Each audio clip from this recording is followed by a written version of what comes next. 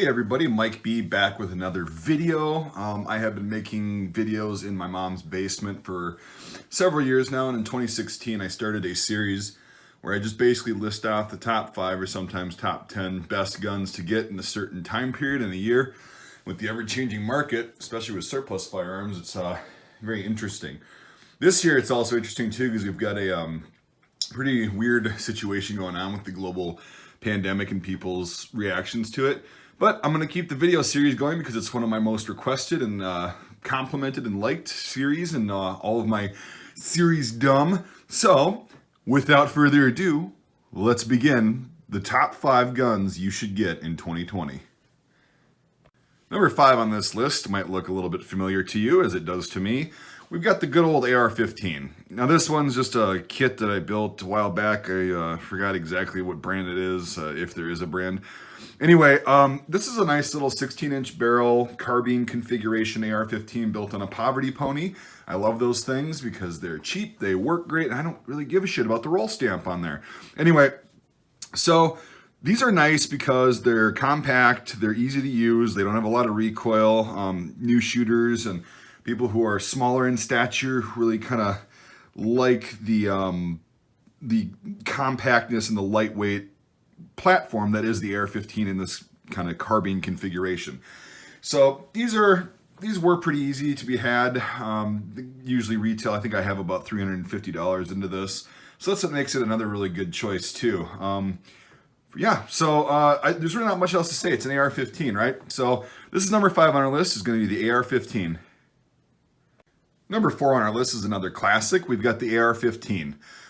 This one is a nice 16-inch kind of carbine length, lightweight, compact rifle.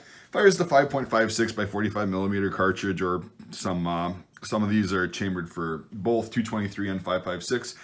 So I don't know which way it is. It's the one, I think it's 5.56. You can fire 223 in or whatever. I don't know. Comment below with your expert knowledge and opinion.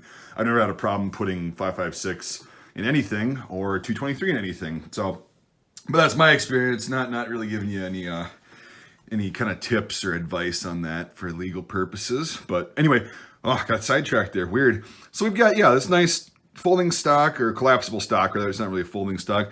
You got the kind of the fat A2 grip right there. This is a decent grip. I like this more slim one, like on number 5, the A2 style. This one is preferable for a lot of people. We got the God, I forgot the brand of that rear sight. Anyway, it's an A2 sight without the carry handle. I really like that because if you want, you can actually make this really tactical and throw a optic in front of that on the rail. It's a little bit high, so you might have to have a mount that's a little bit higher, but I mean, then you can have backup irons and an optic on there, or a reflex sight or something. So yeah, number 4 on our list, just for the kind of ergonomic purposes and stuff. Also, this is a Palmetto State Armory Freedom Rifle kit built on a Poverty Pony. You can make fun of me all you want. It works, it fires well, it's accurate, it shoots, it does all that stuff. And that's why it's number 4 on our list. So we're gonna go with the AR-15 for number 4. Number 3 on our list is the AR-15. It scored this high because it's just a nice versatile weapon. They're fun to build. They're readily available at all given times because there's so many of them in the US. And they're just a nice sporting shooting rifle, whatever you will. It's a semi-automatic rifle in 5.56 by 45 millimeter. And this one has got a 20-inch barrel on it. This one's in the more rifle configuration than the carbine configuration like the last two.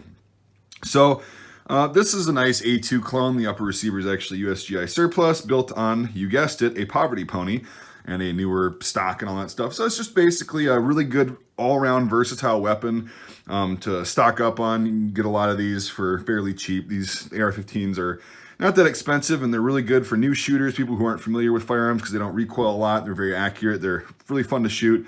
And they're pretty neat. Number 3 on our list is going to be the AR-15. Number 2 on our list is going to be the AR-15. This one is an American Tactical Omni Hybrid, which means it's a polymer lower. It's got a lot of metal parts in it where it's necessary, but it's mostly made out of polymer. So it's a pretty interesting ride. The barrel, of course, is still steel, but wherever they could use polymer, they did.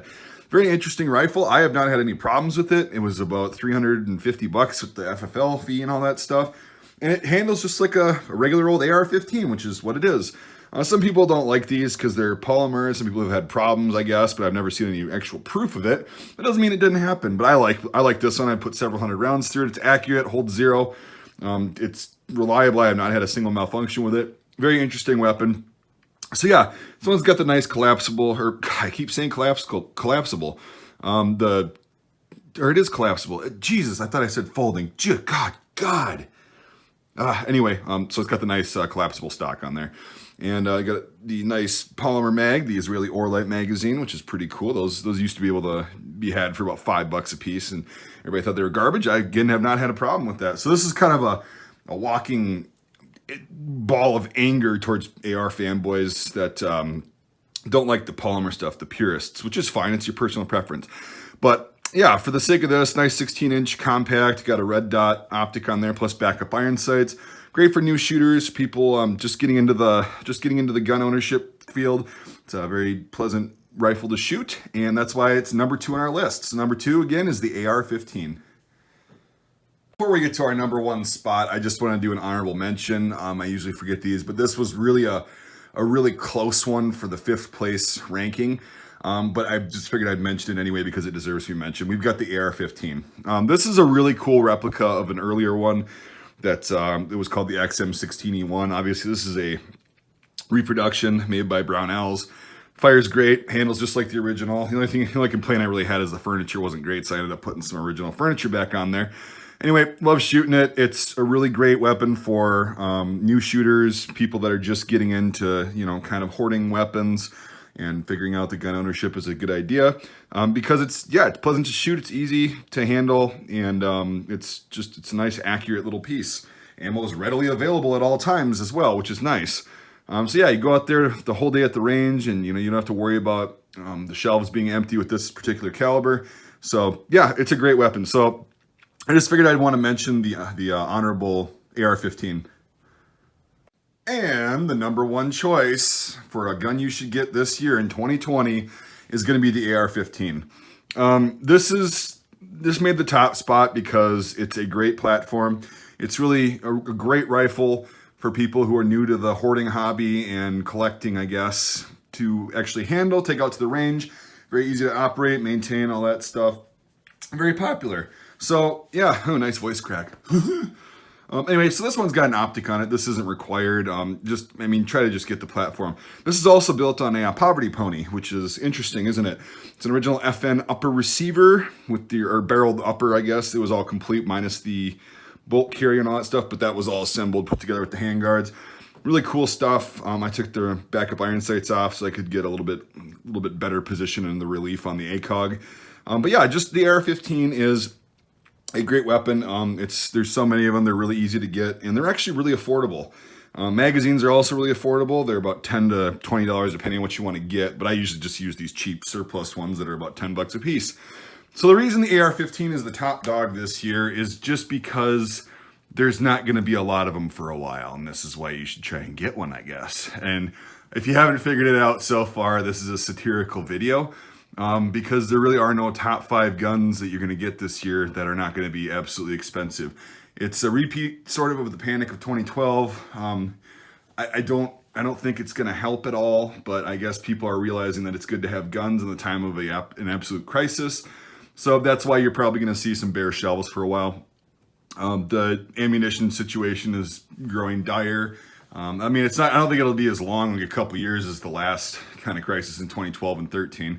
But just be prepared. ARs were the first thing to go, and I'm sure AKs and everything else, quote unquote, tactical, semi-automatic will sell out next. And then, people will start just getting super desperate, unless it dies down and starts burning through and all that stuff, and the panic kind of calms down. But I don't see that happening for at least a couple more weeks after me making this video. But anyway, yeah, so thanks for watching, everybody.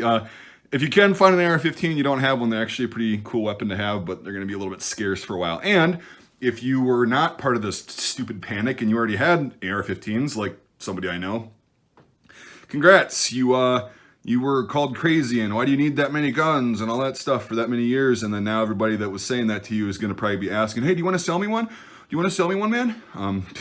So congrats to you guys. We're on the same page, and it helps, and for all you new guys that are hoarding and panic buying, I don't know why you're doing it. I know some local municipalities are kind of getting out of control with their stupid taking advantage of a crisis and, not letting law enforcement respond to anything unless it's life or death or, emergency services.